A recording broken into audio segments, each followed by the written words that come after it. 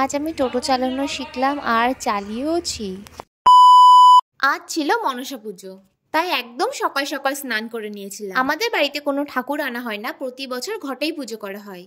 বাড়িতে একদম সকাল 6:30 7টার মধ্যে পুজো হয়ে যাওয়ায় আমি পুজো করতে পারিনি, আর প্রসাদও আমার কপালে এটুকুই জুটেছিল, যদিও মা বাঁচিয়ে রেখেছিল আমার জন্য, কারণ আমি অত সকালে ঘুম থেকেই উঠিনি। আর আজ ব্রেকফাস্টে ছিল পরোটা আর ঘুগনি। কিছুক্ষণ পর আমাদের বাড়িতে এসেছিল আমাদের মাইমা, মানে আমার বড়দি শাশুড়ি মা। মাইমা শুধু একা আসেনি, সাথে করে কিন্তু মাইমার গাড়িও নিয়ে এসেছে, আর আজ আমাকে আর গদাইকে এটা চালানোও শিখিয়েছে। আমার নজরটা দেখো যে না আমার কত স্পিডে আমি নেবো, এখন ঘুরাবো গাড়িটা, ঘুরাবো। আমাকে পাটা চাপ রাখতে, এইটা আমার পিছন, ওই হলুদ বাটনটা, হ্যাঁ এই যে পিছন, গাড়িটা ঘুরে গেল। আমি আস্তেই রেখেছি, কিন্তু গাড়িটা ঘুরে গেল। কেন একটা গাড়ি কিনে দাও। আমি ওই গাড়ি দেখাবোই না, ওই গাড়ি ওকে দেখাবোই না। না না এই তো আয়না আছে। হ্যাঁ আবার হ্যাঁ সামনে না,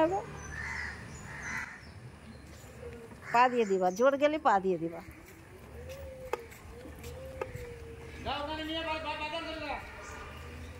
আস্তে ব্যাক কর নাও, ব্যাক বাহাতে এদিক ঘুরিয়ে নাও, বেরিয়ে যাবে এদিক ঘুরিয়ে।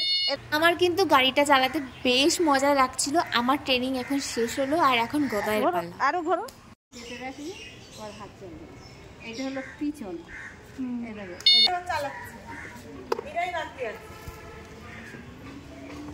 টুকুন চালিয়ে হয়নি, হয়েছে। আবার পিছনে নাও, পিছনে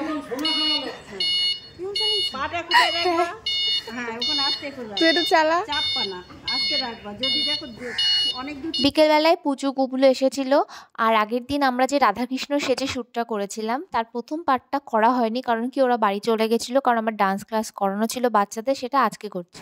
হ্যাপি বার্থডে গুবলু।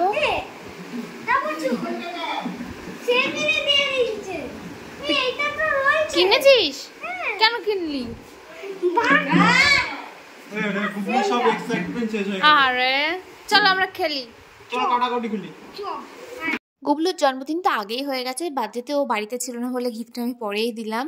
আর আজকের দিনটা আমরা এইভাবে মজা করে কাটিয়েছি। ভিডিওটা এখানে শেষ করছি, টাটা।